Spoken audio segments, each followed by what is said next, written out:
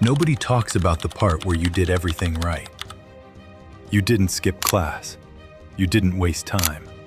You showed up, put in the work, got the piece of paper they told you to get.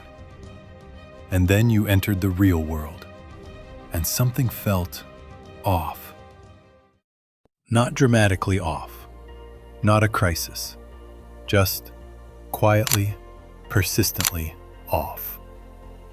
Like you were playing a game where the rules changed after you already bought in. Maybe you're paying off a loan that takes up a significant chunk of your monthly income. Maybe you're in a job your degree has nothing to do with. Maybe you haven't said this out loud, but somewhere in the back of your mind, there's a question you can't shake. Was it worth it? Not in a dramatic, burning it all down way, just honestly. Was the math ever going to work out the way they said it would? Here's what I want to show you. The system wasn't always broken. For a while, it worked almost exactly as promised. And then something changed. Not because the world got harder, but because of a very specific economic decision.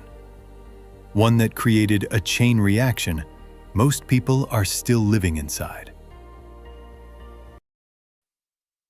Let's go back to where this started.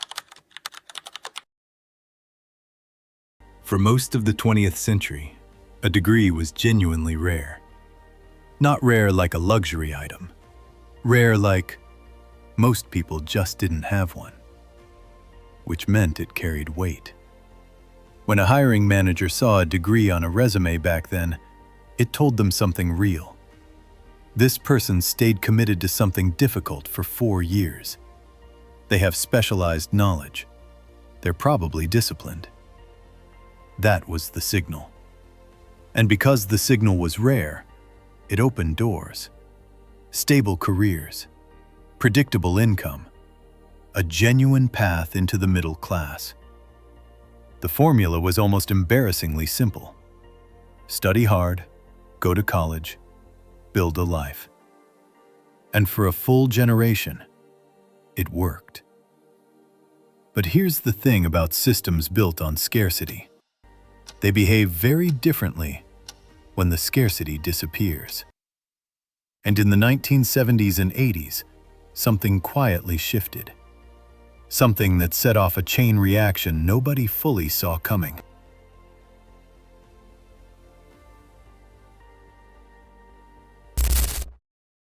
Think about what rarity actually does to a signal. When something is uncommon, it carries information. A degree in 1955 told an employer something specific. Not just, this person studied, but this person had access, discipline, and follow-through in an era when most people stopped at high school. That combination was genuinely predictive, and the numbers backed it up. In the 1970s, a college graduate earned roughly 40% more than someone with only a high school diploma. That gap was real, stable, predictable.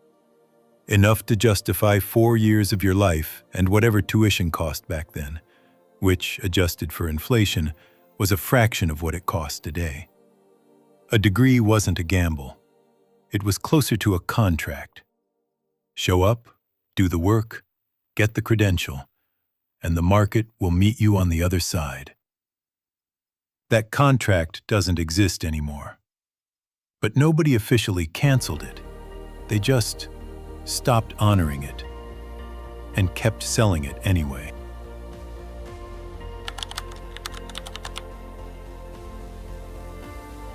Governments decided they wanted more people to go to college.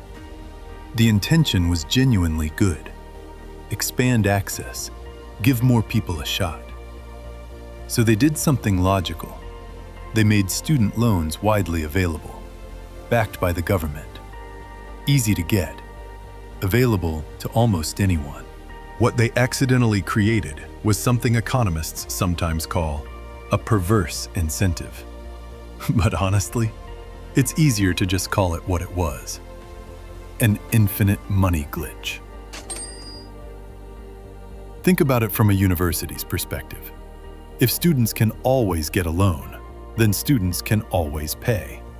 And if students can always pay, then there's no real ceiling on what you can charge. So prices went up, and up, and up again. Over the last 4 decades, tuition at American universities increased by over 1,200%. Inflation over the same period? About 340%. Wages? They barely moved. But here's the part that doesn't get talked about enough. The money didn't go into making the education better. It went into buildings, administrator salaries, marketing departments designed to recruit the next class of students. Universities became, in many ways, enrollment machines. And because more people were going to college than ever before, the degree itself started to change. Not the content, not the experience, the signal. When everyone has the same badge, the badge stops meaning anything. Here's something most people never questioned. Why did tuition keep rising, even at universities with billion-dollar endowments? Universities that genuinely didn't need the money. The answer isn't greed. Not exactly. It's a rankings problem. In 1983, U.S. News and World Report published its first college ranking. And overnight, it changed everything. Because suddenly, universities weren't just competing for students. They were competing for a number. A single ranking that determined prestige, that determined applications, that determined who the best students chose. And what did those rankings actually measure? Spending per student, faculty salaries, acceptance rates, alumni donation rates, not graduate employment, not debt-to-income ratios after graduation, not whether the degree actually paid off. So universities did the rational thing. They optimized for what was being measured. They spent more. They built more. They rejected more. And every dollar they spent got passed directly to the next incoming class in the form of tuition. The rankings didn't measure quality. They measured the performance of quality.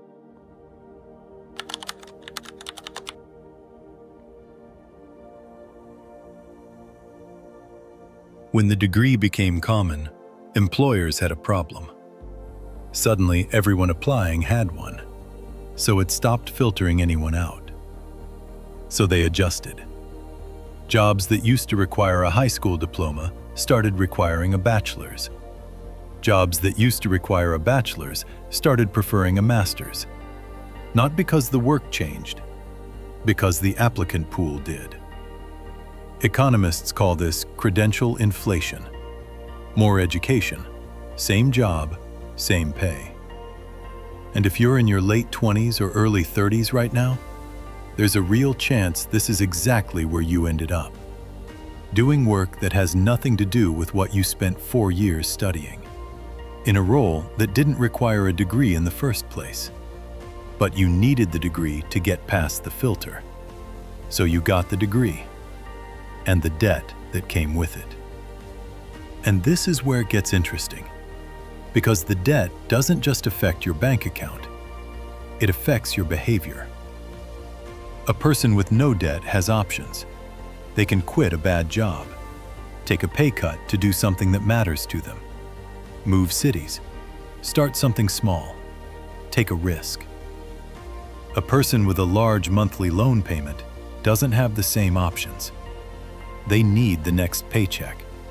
They need the stability. They need the job that covers the minimum. And over time, that need reshapes everything.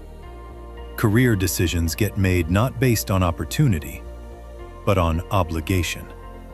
Debt, in this sense, is a behavioral technology. Not a conspiracy, not a plot, just a structural outcome of how the system was designed.